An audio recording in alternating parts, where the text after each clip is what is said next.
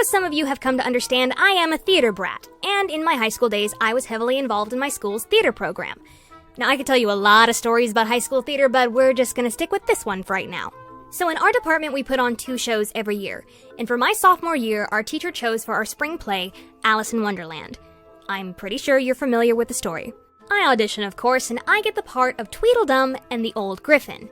I wanted Queen of Hearts, but my teacher was a mentally unstable, vindictive woman who didn't really like me, so what can you do? Also, there were no 2 people in our department that looked anything alike, so we had to go for the opposites effect with the Tweedles.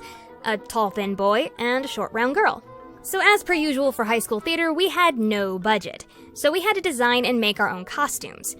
Now, the Tweedle concept that we came up with was kinda cute. We had propeller hats, black shirts, but then we made these big, wide hula hoop pants that held up over our shoulders with ribbon suspenders.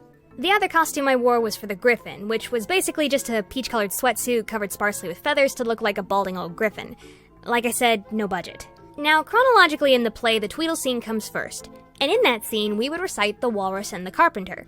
The way we played it was, he and I were constantly fighting for the spotlight, pushing each other out of the way, a lot of choreographed physical humor type stuff. Then immediately after that, we would have a battle with feather dusters and bucket helmets. And once all of that was done, we would rush off stage and go get changed for the Mock Turtle and Griffin scene. Pretty straightforward stuff. So after weeks of rehearsals, we finally opened to the public. The first 3 nights, they go off without a hitch.